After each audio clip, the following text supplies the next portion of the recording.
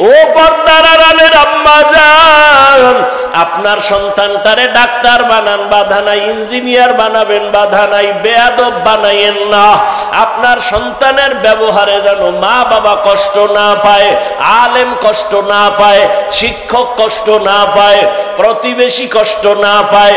Doctor হলেও সন্তান ধন্য। আদওয়ালা যদি ইঞ্জিনিয়ার বানান, জীবন ধন্য। আদওয়ালা যদি প্রফেসর বানায় যাইতে পারেন, সন্তানের জীবন ধন্য।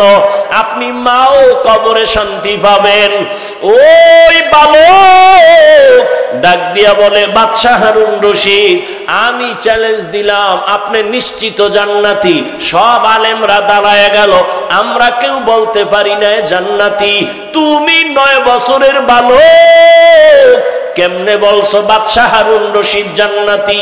বলে, আল্লাহর কোরআনের আয়াত দিয়া দলিল দেই, শুনো। কোরআনের আয়াতের দলিল, ওয়া আম্মা মান খাফা মাকাম রাব্বিহি ওয়া নাহান নাফসা আনিল হাওয়া ফাইন্নাল জান্নাতা হিয়াল মাওয়া।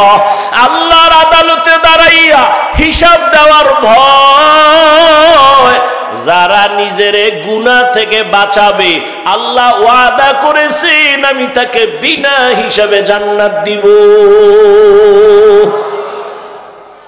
দলিল দিয়ে দিলেন। এই বালক তো সাধারণ বালক না, আলেম। থেমে গেল। এই বালকের ছোট মনে করে কি হবে? এর মর্যাদা অনেক, এর কলবের পাওয়ার বেশি, এর উপরে আল্লাহর আলাদা রহমত। এই রহমত কেন আসছে? হয়তো মায়ের নজর লাগছে, বাবার নজর লাগছে, আল্লাহ ওয়ালার নজর লাগছে। এই বালক তো সাধারণ বালক না। সারা দুনিয়াতে আজও যার নাম স্মরণ করে অন্তর ভরে চলে, এই 4 মাযহাবের এক ইমাম, ইমাম শাফিঈ রাহমাতুল্লাহ আলাইহি।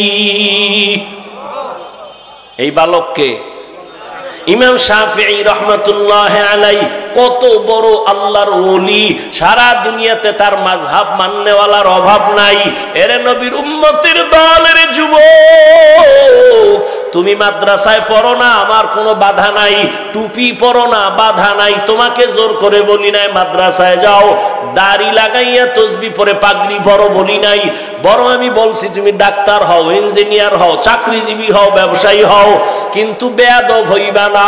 মা বাবার দোয়া, শিক্ষকের দোয়া, আলেমের দোয়া নিয়ে সামনে আগাও।